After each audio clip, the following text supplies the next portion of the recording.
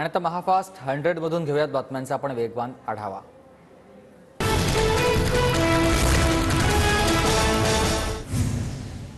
सर्व्हेनुसार राज्यातील 50% जागा महाविकास आघाडी जिंकणार, शरद पवारांचा हा दावा। तर भाजपला विजयाची खात्री नाही म्हणून फोडाफोडीचं राजकारण, पवारांची भाजपवर ही टीका। पक्षाची स्थापना मी केली पण माझा पक्ष दुसऱ्यांना दिला। चंदीगडमध्ये जसं आपचं झालं तसं आमचं झालं। चंदीगड प्रकरण सत्तेच्या गैरवापराचं उत्तम उदाहरण। राष्ट्रवादी पक्ष आणि चिन्हावर शरद पवारांची प्रतिक्रिया। युगेंद्र पवारांकडून पवार गटाच्या बारामतीमधील कार्यालयाला भेट, अजितदादांना बारामतीत मोठा धक्का बसण्याची शक्यता। युगेंद्र पवारांकडून शरद पवार गटात सामील होण्याचे संकेत। युगेंद्र पवार हे अजित पवारांचे पुतणे आहेत।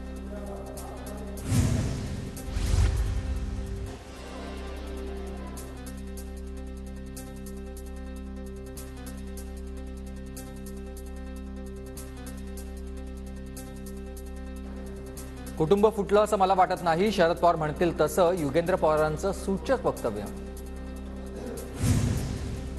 युगेंद्र पवार माझा प्रचार करणार असेल तर आनंदच। युगेंद्र पवारांच्या शरद पवार गटात येण्याच्या चर्चेवर सुप्रिया सुळेंची प्रतिक्रिया। कुटुंबात अजित पवारांना एकाकी पाडण्याचा प्रयत्न। युगेंद्र पवारांनी शरद पवारांच्या कार्यालयाला दिलेल्या भेटीनंतर मुश्रीफांचं वक्तव्य।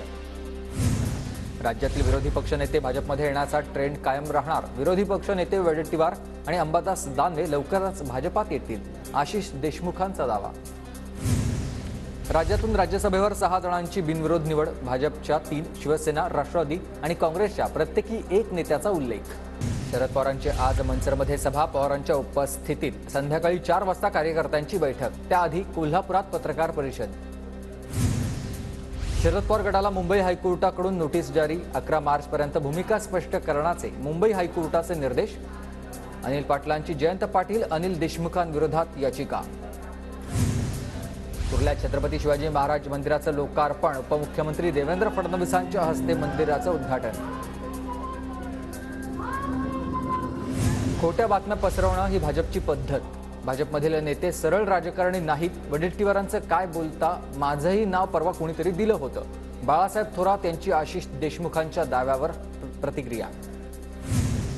इसिसचा देशातील भाजप कार्यालयांवर हल्ल्याचा प्लॅन होता। इसिसचा हिंदू नेत्यांच्या हत्येचाही प्लॅन होता। संभाजीनगरमधून अटक केलेल्या इसिसच्या मोहम्मद जोहेबकडून धक्कादायक खुलासे। सरकार शेतकऱ्यांवर गोळ्या झाडण्याच्या तयारीत। दिल्लीतील शेतकरी आंदोलनावरून राऊतांचा केंद्र सरकारवर आरोप। तर देशातील शेतकरी नेत्यांनी एकत्र येण्याचं राऊतांचं आवाहन।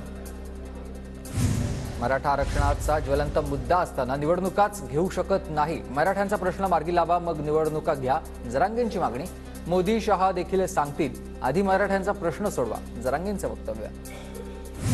मोटारसायकल दिली पण पेट्रोल काढून घेतलं। मराठा आरक्षणाच्या सरकारच्या निर्णयावर जरांगेंची प्रतिक्रिया। तर आंदोलनाची तारीख ठरली की माघार नाही, जरांगेंचा सरकारला इशारा। निवडणुका डोळ्यासमोर ठेवून विशेष अधिवेशन घेतलं गेलं। कालच्या विशेष अधिवेशनावर मनोज जरांगेंची टीका। मराठा आरक्षणाचा प्रश्न सुटल्यास आनंदच, मात्र आरक्षण कोर्टात टिकेल का याबाबत मनात शंकाच आहे। मराठा आरक्षणावर शरद पवारांची प्रतिक्रिया। मुख्यमंत्र्यांनी मराठा आरक्षणासंदर्भात घेतलेली शपथ खोटी। मराठा समाजाला दिलेलं 10% आरक्षण हा सरकारचा फसवाफसवीचा खेळ। मराठा आरक्षणावरून संजय राऊत यांची सरकारवर टीका। केंद्र सरकारचं कांदा निर्यात बंदीचं धोरण चुकीचं। सरकारचा निर्णय शेतकऱ्यांना अडचणीत आणणारा। कांदा निर्यात बंदीची आवश्यकता नाही। कांदा निर्यात बंदीवर शरद पवारांचं वक्तव्य। व्यापाऱ्यांना तारा आणि शेतकऱ्यांना मारा असा सरकारचा नारा। कांदा निर्यात बंदी उठवलीच गेली नाही तर ही सत्य परिस्थिती। जयंत पाटलांचा केंद्र सरकारवर हल्लाबोल।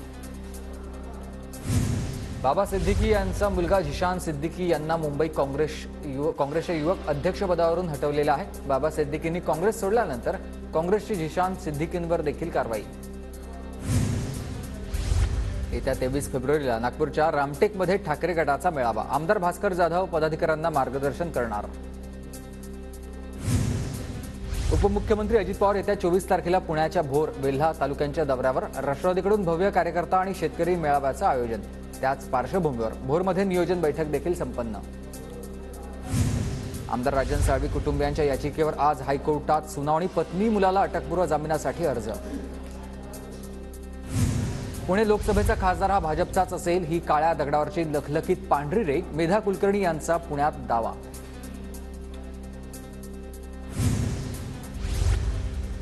नागपुरात मनसेच्या वाहतूक सेनेचे राज ठाकरेंचे फोटो असलेले होर्डिंग्स महानगरपालिकेनं हटवले. रवी भवन परिसरात विनापरवाना लावलेले होर्डिंग स्वच्छता कर्मचाऱ्यांनी हटवले.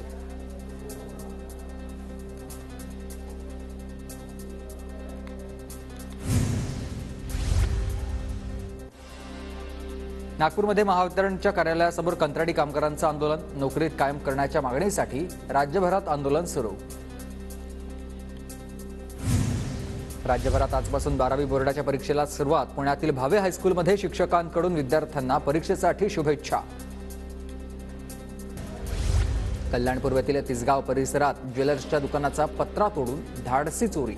दुकानातील 5 किलो चांदी आणि 2 ते 3 तोळं सोनं लंपास.